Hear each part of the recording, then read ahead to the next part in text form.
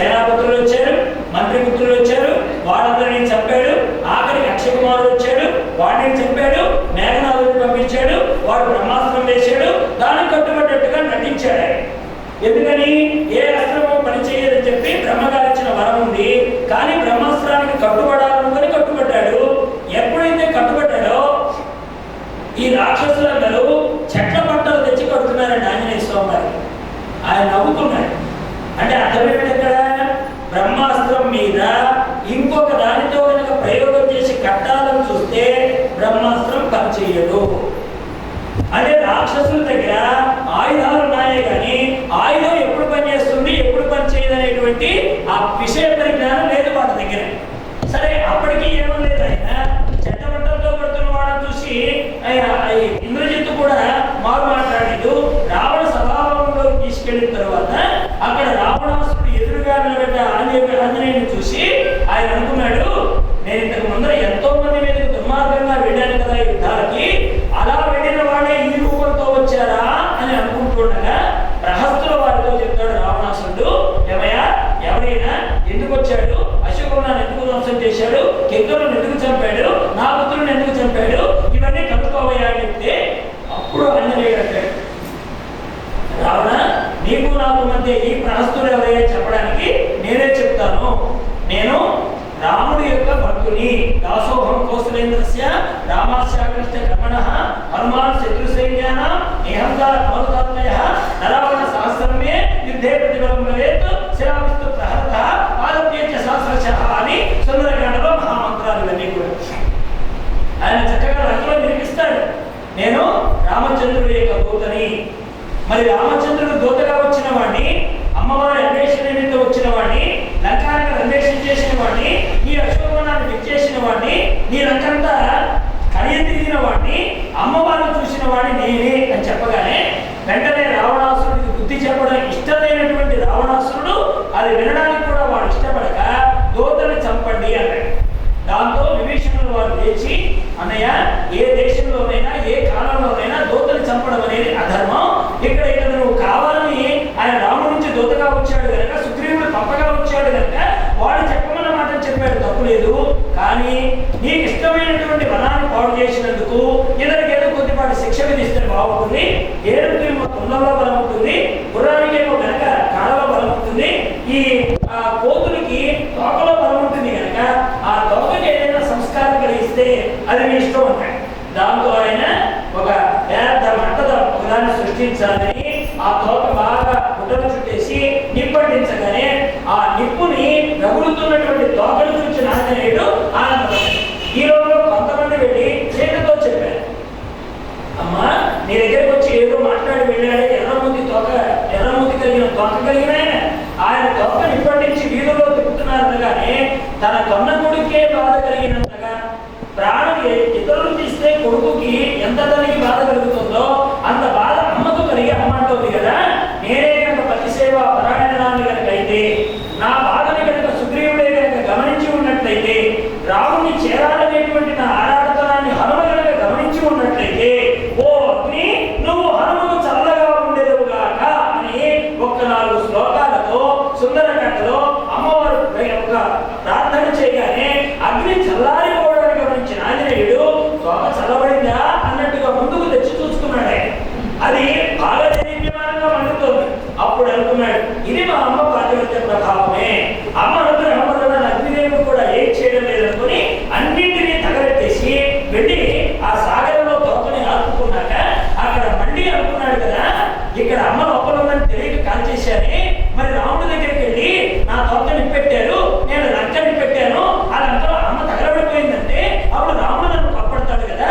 కోపంతో ఉన్నప్పుడు విచక్షణ లేనటువంటి మానవుడు ఎంత అకార్యమైనా చేస్తాడు, గురువునైనా చంపుతాడు, అయిన వాడు దూరం చేసుకుంటాడు, కోపం చాలా చెడ్డది అని అనుకుంటూ ఉండగానే అప్పుడు విద్యార్థుల కాంతలు కొంతమంది మాట్లాడుకుంటున్నారు, ఆహా, ఈ హనుమ ఎంత వైభవంగా కార్యం చేశాడు, లంకంతా తగలబడుతుంది కానీ అశోకవనంలో ఉన్న సీతకు మాత్రం ఏ ఆపద కలగలేదు అని చెప్పగానే ఆ అమ్మవైపుకి నమస్కారం చేసి ప్రయాణానికి ఉద్యుక్తులై మేఘగంభీర స్వరంతో వెళ్ళగానే ఆ స్వరం విన్నటువంటి కోతులందరూ ఇలా వస్త్రాలు పైకి తెచ్చి ఇలా ఊపుతూ ఉండగా వాళ్ళందరి మధ్య వాయువేగంతో హనుమ బాలగానే అక్కడున్న అందరూ చేయి పట్టుకొని అలా దూరం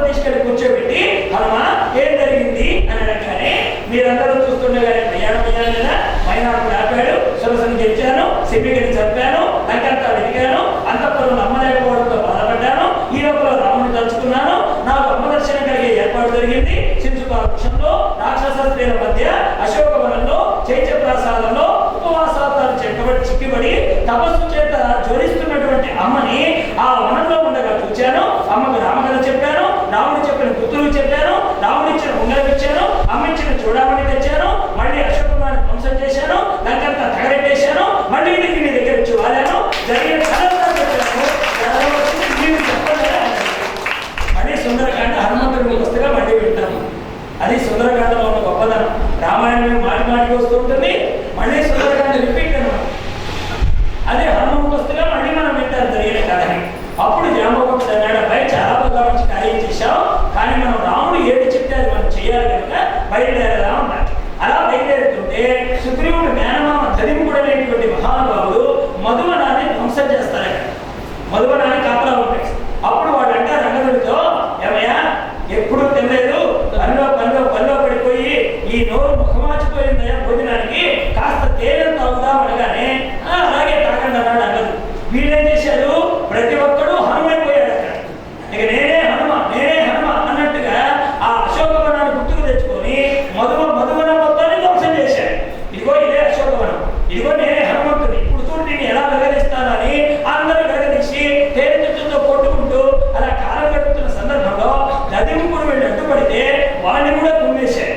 అప్పుడు ఆ దదిముకుడు ఏడ్చుకుంటూ సుగ్రీవుడి దగ్గరికి వెళ్ళి ఏదో వానర భాషలో చెప్తూ ఉంటే పక్కనే ఉన్న రాముడు బెంబేరు పడుతూ ఏమయ్యా ఏడుస్తున్నాడు, ఏం జరిగింది అనగానే అప్పుడు సుగ్రీవుడు అంటాడు, రామాను వేయి కంగారు పడుతూ అక్కడ అన్నదాని వానర వీరులందరూ మధువనాన్ని ఏదో చేశారని చెప్తున్నాడు, పని పూర్తయి ఉంటుంది, ఆ పని పూర్తయింది కాబట్టి వాడు ఈ పని చేసి ఉంటారు, లేకపోతే పని కానిది మా వాడు ఆహారం కూడా ముట్టదు రామచంద్ర, సీత దొరికి ఉంటుంది, సీత కనబడుతుంది, అందుకే వాడు అంత ఆనందం అనుభవిస్తున్నారు అనగానే అయితే త్వరగా వాడిని ఇక్కడికి రమ్మని అంటాడు రామచంద్రమూర్తి.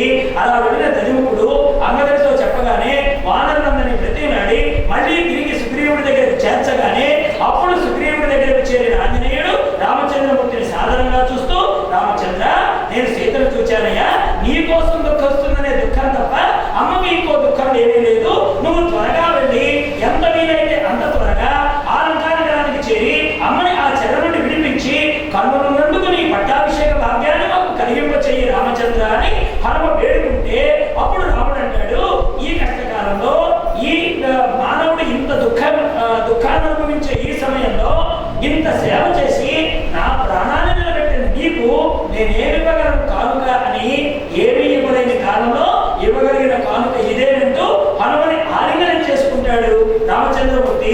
అది చూసిన వానరుల కళ్ళని చెమరుస్తాయి.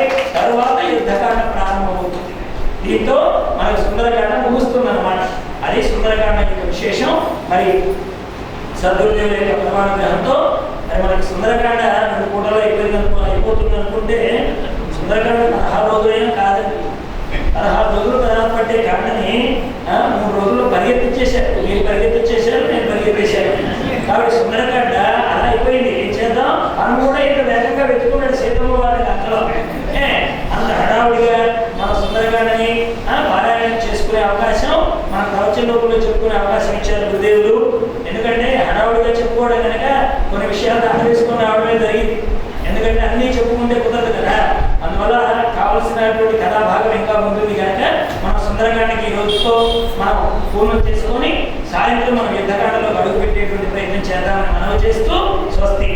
ఓం సహనావతు సహనౌ భునక్తు సహ వీర్యం కరవావహై తేజస్వినావనీతమస్తు మా విద్విషావహై.